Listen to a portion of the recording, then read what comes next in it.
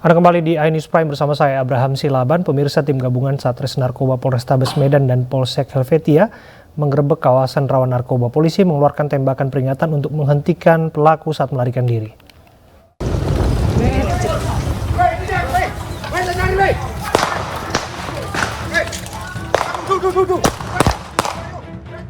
Menyusuri gang sempit, tim gabungan Satres Narkoba Polrestabes Medan menggerebek kawasan rawan narkoba di bantaran Sungai Belawan, Kecamatan Medan Helvetia.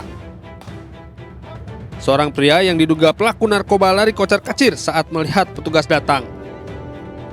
Petugas harus mengeluarkan tembakan peringatan ke udara karena beberapa pelaku nekat kabur dengan menceburkan diri ke sungai. Polisi akhirnya berhasil menangkap 3 pria yang diduga sebagai pelaku narkoba. Tak hanya itu, tim gabungan juga menyita beberapa paket narkotika jenis sabu dan beberapa alat hisap narkoba di lokasi. Kanit 3 Satres Narkoba Polrestabes Medan, Ibtu Marvel Stefanus, menyampaikan bahwa lokasi penggerebekan merupakan kawasan rawan narkoba.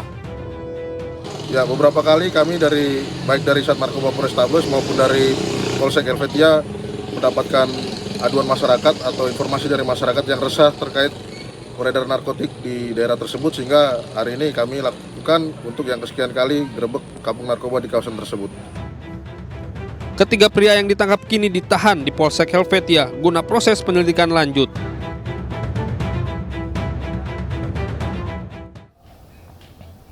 Kita beralih ke informasi lainnya. Majelis Hakim Pengadilan Negeri Jakarta Selatan menolak eksepsi atau nota keberatan terdakwa Baikuni Wibowo dan Cuk Putranto terkait perintangan penyidikan kasus pembunuhan Yosua.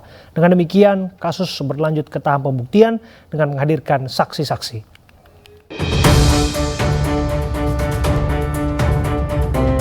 Eksepsi atau nota keberatan terdakwa perintangan penyidikan kasus pembunuhan Yosua, Baikuni Wibowo dan Cuk Putranto ditolak. Hal ini disampaikan Majelis Hakim saat sidang putusan sela di Pengadilan Negeri Jakarta Selatan Kamis pagi. Hakim menyatakan surat dakwaan jaksa penuntut umum telah memenuhi syarat formil dan material. Dengan demikian, Hakim meminta jaksa penuntut umum untuk melanjutkan pemeriksaan Baikuni dan Cuk, serta menghadirkan semua saksi pada sidang berikutnya. Pihak kuasa hukum terdakwa pun mengaku sedang bersiap menghadapi pembuktian. Ya, kami tanggapannya setelah ini ya bersiap dengan pembuktian dan kami akan siap-siap untuk pembuktian lebih detail. Maka tadi kami juga tanyakan siapa yang akan dihadirkan 13 itu, sehingga juga kami punya persiapan di dalam melakukan bukti pembanding berkaitan dengan saksi yang akan diajukan. Sidang berikutnya akan digelar pada pekan depan, yakni 17 November 2022, dengan menghadirkan 13 saksi dan beberapa alat bukti.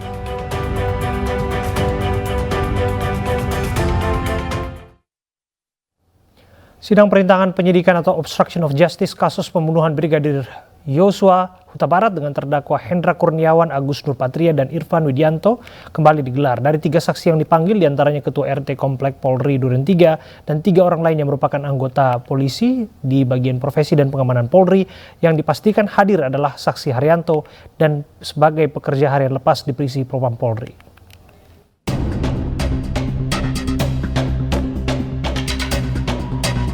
Saksi Arianto datang ke sidang perintangan penyidikan atau obstruction of justice kasus pembunuhan Brigadir Nofriansyah Yosua Huta Barat.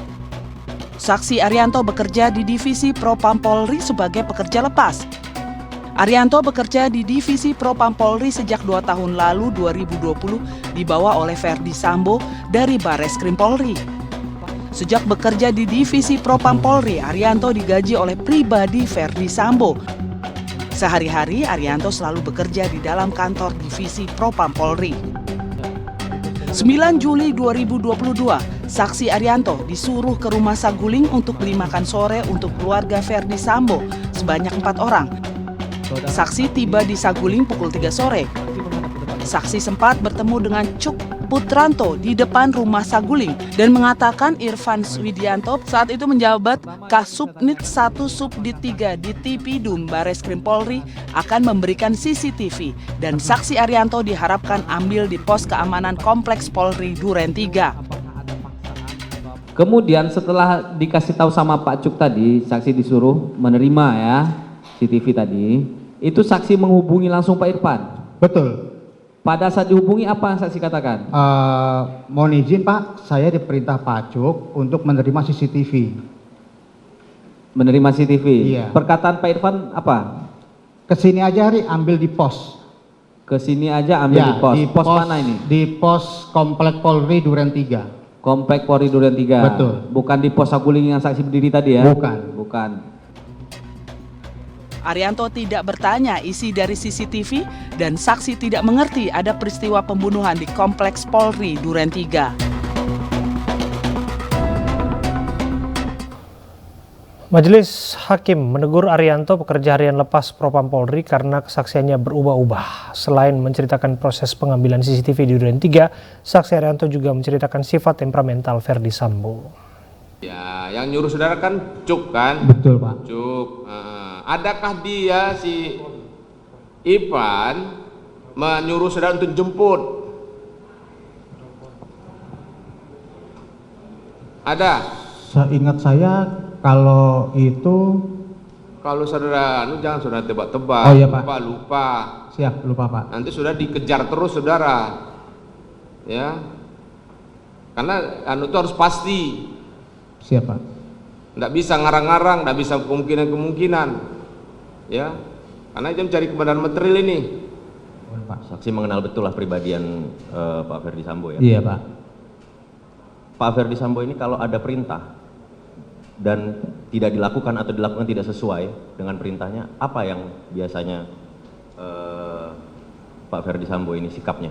Kalau masalah itu saya tidak tahu Pak. Loh, kan saksi kan bekerja langsung sama... Ya kan saya bekerja langsung hanya ibaratnya sebagai tukang bersih.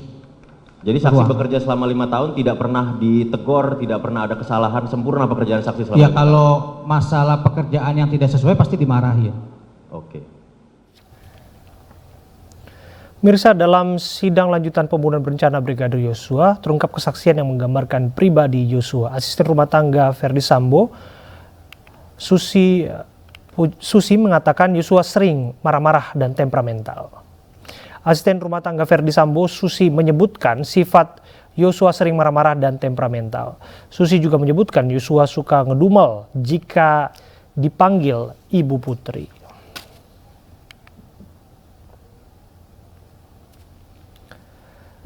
Sementara itu, sekuriti rumah Verdi Sambo, Damianus Labakobam alias Damson, mengaku sering diajak Brigadir Yosua ke tempat hiburan malam. Selain itu, Daden Miftahul Haq, mantan ajudan Verdi Sambo, juga mengatakan dirinya pernah diajak mendiang Yosua ke tempat hiburan malam saat mereka baru bergabung sebagai ajudan Sambo selama 3 atau 4 bulan.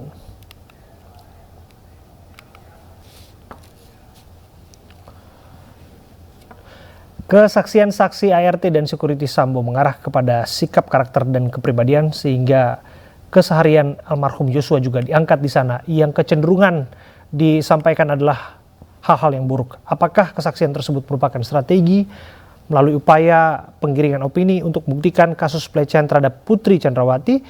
Kita akan bahas bersama dengan psikolog forensik Reza Indragiri. Assalamualaikum, selamat malam Mas Reza. Malam Bang Abi. Mas Reza, terus terang Anda kaget tidak ketika urusan pribadi seseorang yang sudah tak bernyawa lagi diungkit di pengadilan, dan apakah memang hal ini menjadi hal yang memang penting untuk diungkit? Terus terang sejak beberapa pekan silam saya sudah mensinyalir atau ya katakanlah mengendus adanya skenario besar untuk menstigma, untuk mendiskreditkan mendiang Brigadir Yosua dengan serba neka sifat-sifat negatif. Kenapa saya menduga demikian? Karena kedua terdakwa ini, yaitu terdakwa Verdi Sambo dan terdakwa Putri Chandrawati, terancam hukuman mati kalau mereka divonis bersalah. Tentu saja mereka harus mengembangkan strategi agar mereka bisa mendapatkan keringanan hukuman atau bahkan bebas murni. Setelah mereka mencoba untuk membangun alibi bahwa ini tembak-menembak dan segala macam yang merupakan stigma jilid pertama terhadap mendiang Brigadir Yosua, tapi kemudian dipatahkan oleh Mabes Polri. Nah, sekarang masuk ke episode berikutnya, di mana stigma yang dibangun adalah lagi-lagi stigma negatif terhadap mendiang Brigadir Yosua. Saya bayangkan bahwa mereka berharap publik, terutama sekali majelis hakim, akan memakan atau menelan mentah-mentah bingkai atau framing bahwa mendiang Brigadir Yosua itu adalah orang yang jahat. Kalau hakim kemudian mengamini tentang sifat-sifat jahat itu betul-betul ada pada diri mendiang Yosua, maka boleh jadi sifat-sifat itu akan berikutnya dikaitkan ke tuduhan yang selama ini berulang kali disampaikan, yaitu mendiang Brigadir Yosua telah melakukan pelecehan seksual sebelum terjadinya pembunuhan berencana tersebut. Jadi hitung-hitungan di atas kertas, dugaan saya, skenario atau tepatnya framing yang serba negatif terhadap mendiang Brigadir Yosua ini ditujukan untuk memberikan peringanan hukuman atau bahkan bebas murni bagi terdakwa, sekaligus menyematkan berbagai macam sebutan buruk terhadap mendiang Brigadir Yosua dan keluarga besarnya. Nah, kalau kita lihat kan yang menyampaikan serangan pribadi terhadap Yosua itu adalah asisten rumah tangganya Verdi Sambo, kemudian security-nya dan mantan ajudannya. Kalau Anda melihat apakah kemudian dengan keterangan dari 2 sampai 3 lebih saksi ini, keterangan yang dimaksud bisa saja diterima mentah-mentah oleh hakim? Saya sanksi. Penjelasannya pertama adalah karena salah seorang saksi, yaitu saksi Susi, sejak dia pertama kali diperiksa oleh majelis hakim sudah menarik kesimpulan atau memberikan penilaian bahwa saksi Susi bukanlah saksi yang kredibel. Keterangannya dia sampaikan tidak valid alias banyak meminjam perkataan hakim, banyak settingan. Nah, ternyata perbuatan serupa lagi-lagi ditampilkan oleh saksi Susi, yaitu ketika dia menyebutkan sekian banyak daftar atau sifat-sifat buruk mendiang Brigadir Yosua, pada saat yang sama dia sungguh-sungguh tanda petik lupa untuk menyebutkan satu saja sifat positif yang ada pada mendiang Brigadir Yosua.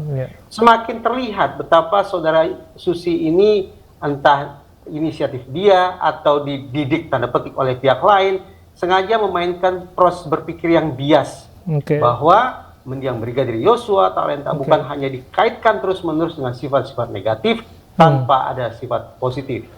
Itu satu. Yang kedua, saya ini bertanya-tanya, ini kasus persidangan 340 alias pembunuhan berencana. Menurut saya membingungkan sekali bahwa kemudian yang dikedepankan adalah victim profiling, peta tentang kepribadian dan perilaku terhadap mendiang Brigadir Yosua yang merupakan korban. Itu sebabnya saya sebut sebagai victim profiling.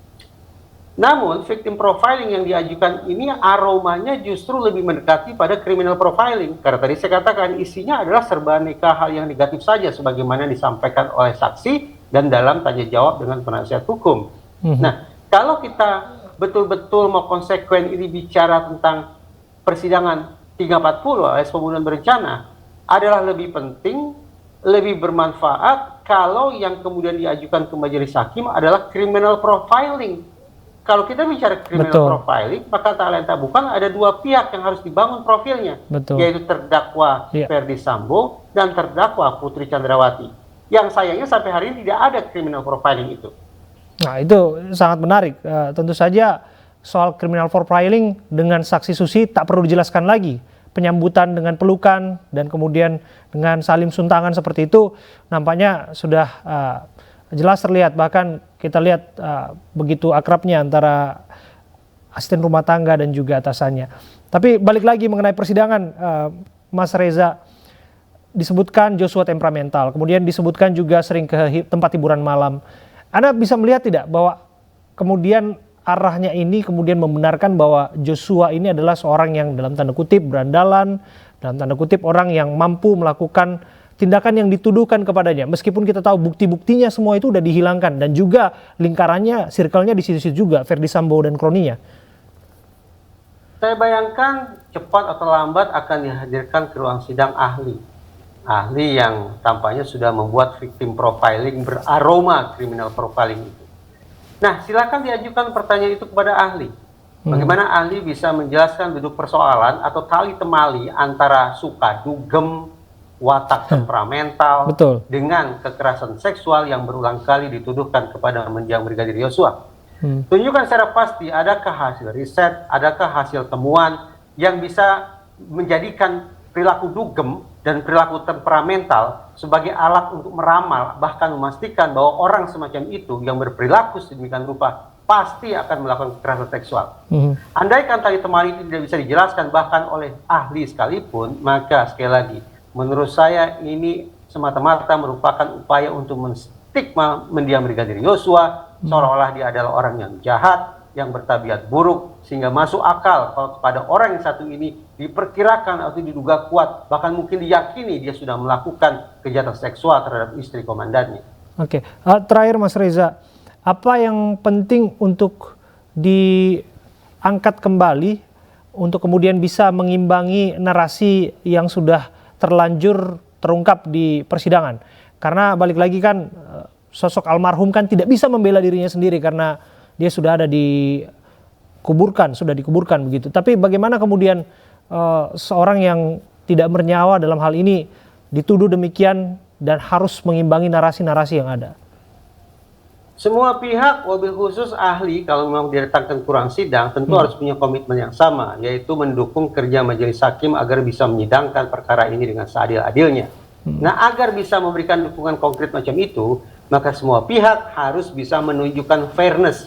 Fairness yang pertama adalah bagaimana para saksi secara objektif bisa menunjukkan pula sifat-sifat positif yang ada pada mendiang Brigadir Yosua. Dan fairness yang kedua, kalau sekarang kita anggap sudah ada victim profiling, betapapun victim profiling itu beraroma criminal profiling, maka sungguh-sungguh agar terjadi fairness kita juga berharap nantinya akan diajukan ke majelis hakim criminal profiling, yaitu profil tentang kepribadian dan perilaku perilaku dan kepribadian terdakwa Ferdy Sambo serta terdakwa Putri Chandrawati.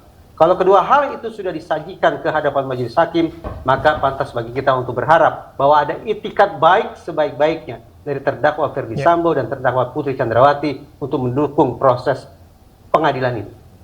Baik, terima kasih Mas Reza Indragiri. Terima kasih. Psikolog forensik sudah hadir bersama kami. Pemirsa, Presiden Rusia Vladimir Putin dan Presiden Ukraina Vladimir Zelensky dipastikan absen dalam KTT G20 di Bali. Informasinya saat lagi untuk Anda.